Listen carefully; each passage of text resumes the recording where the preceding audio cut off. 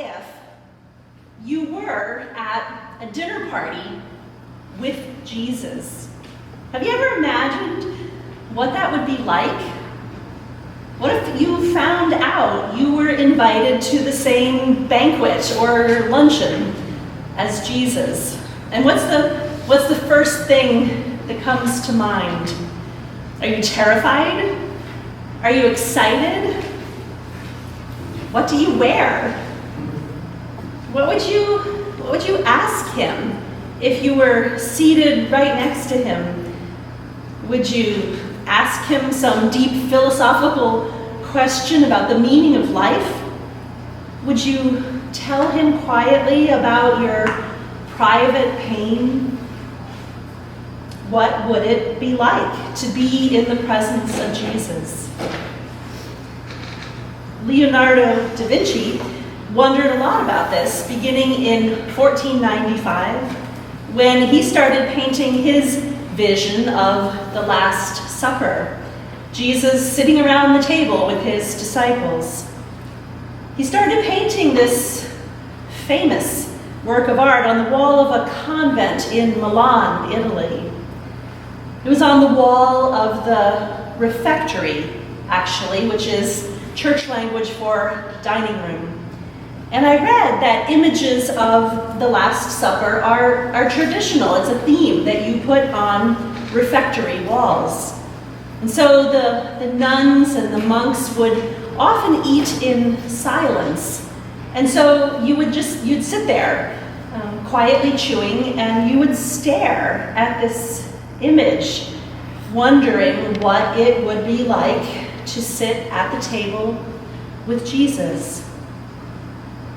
Leonardo da Vinci chose as his subject for this dinner table conversation that moment when Jesus tells his disciples that one of them will betray him.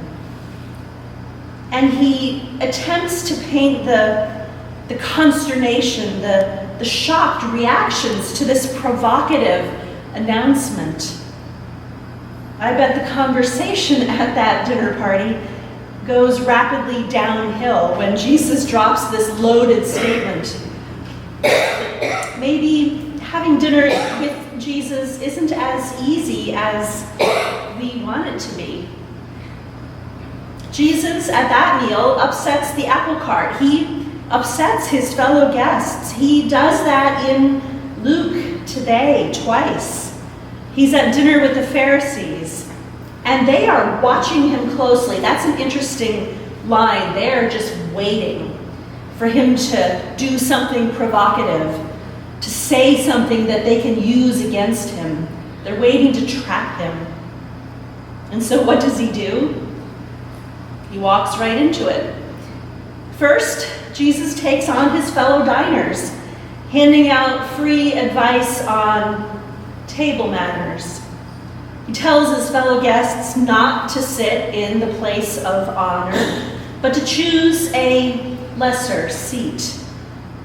If you do this, then you might, he says, get invited to the head of the table. This bit of table manner advice allows the gospel writer Luke to slip in some editorial comments about the humble being exalted, the exalted being humble. This is a topsy-turvy philosophy that we hear a lot from Luke in his gospel.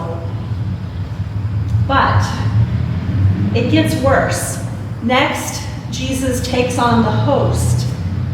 Are you cringing yet? He says, next time you throw a party, don't invite your family and your friends and rich people. Invite people who can't pay you back. Invite the poor and the crippled and the lame and the blind. And you will be blessed because they cannot repay you. And you will be repaid at the resurrection of the righteous. Table manners, indeed. Contemporary poet Michael Coffey imagines being at this dinner party with Jesus. His table manners of radical upside-down reversal. She entered the party like a caped queen, her heels lifting herself up to thinner air, almost to where she wanted to be.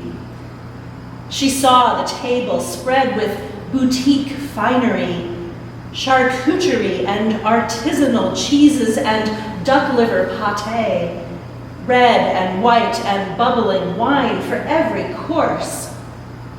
She approached the gathering and saw on the far end the out-of-fashioned, the rough-handed and wrong-spoken, the servants and migrants who picked the butter lettuce.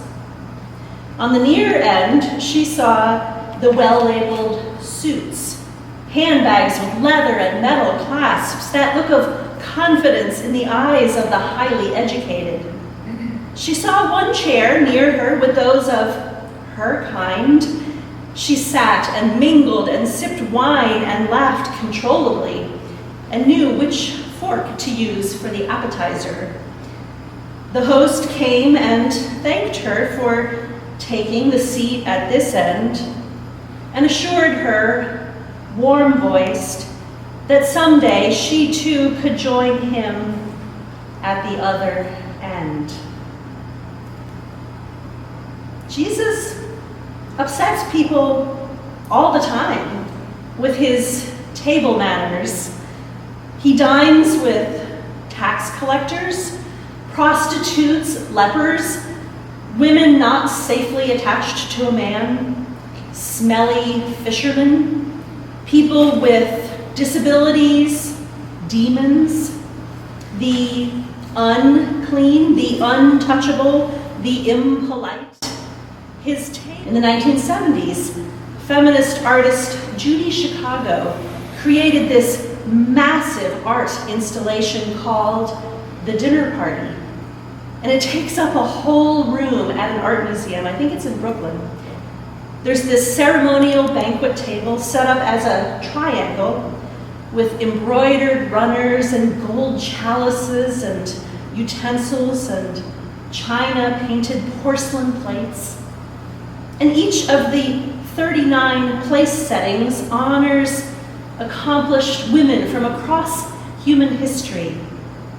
Sacagawea, Sojourner Truth, Eleanor of Aquitaine, Empress Theodora of Byzantium, Virginia Woolf, Susan B. Anthony, Georgia O'Keeffe, St. Bridget of Ireland is there, yay, Queen Elizabeth I, Hildegard of Bingen, and there are an additional 999 women's names inscribed in gold on white tile all around this table. Who gets a seat at the table? Jesus says, when you give a banquet, invite the poor, the crippled, the lame, and the blind, and you will be blessed. I was at Church Beyond the Walls yesterday. There it is. Table fellowship with all kinds of people. You know, we here this morning are so immersed in an understanding of church as this large building that we come to for a structured liturgy, sitting in pews. It's helpful to remember that the earliest Christians actually gathered around the dinner table. One of the earliest anonymous documents of really foundational Christian practices is called the Didache. Scholars think it dates all the way back to the 1st century. It's short, only about 2,000 words, and it's got kind of rules for how to live as a Christian, ethics, how the church is organized, early, simple rituals for baptism and Eucharist. But what we see in this document, the Didache, is that the earliest followers of Jesus gathered around the dinner table. The Lord's Supper was first, essentially, a meal where people gathered in house churches on Sunday to break bread together. One of my colleagues over in New Bedford, a neighboring church to the one that I worked at, does all kinds of really cool experimental ways to try and regrow his church that just about died. So he posted pictures last week of an event that he hosted, and it was in fact a dinner church. So he posted these pictures on Facebook. There's people sitting around this beautifully decorated table, heavy with food.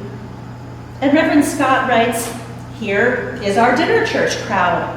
It shows how much people are longing for something new, a new expression of church and a new expression of Eucharist.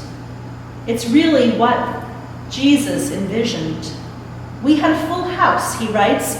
Dinner church is about sharing a meal together, sharing our faith, praying and celebrating a very contemporary Eucharist, with Portuguese sweetbread, of course, being in New Bedford, around the dinner table. It was a deeply moving experience. And there is also, of course, St. Lydia's in Brooklyn. The video on their website is really interesting. On Sunday and Monday evenings, they gather for church, which is, in fact, a sacred meal, as Jesus did with his followers. St. Lydia's is a dinner church. Once a month, they are also apparently a waffle church. And this is their invitation. You are looking for an experience of the holy, one that is strong enough to lean on, deep enough to question, and challenging enough to change you. If you're not sure what you believe, that's okay. There's a place at God's table for all people. At St. Lydia's, we trust that the practice of eating and praying and singing together moves us deeper into faith. This fall, I am gathering a team of people to continue to revision and perhaps rebirth our third worship service. The Saturday service, which we know is on hiatus. It had gotten too small to be sustainable. How can we engage more people? There are many ideas flying around about dreams of what we'd like to do. How is it that we want to experiment together? What might it look like? We are receiving grant funding right now from our diocese to be an incubator for mission. There's something that's really fun in that. We can experiment. We can play with this third service. If you want to be part of this visioning team, do let me know. What's it going to look like? Maybe it's dinner church. I don't know. There is room at the table for all of us. Amen. Amen.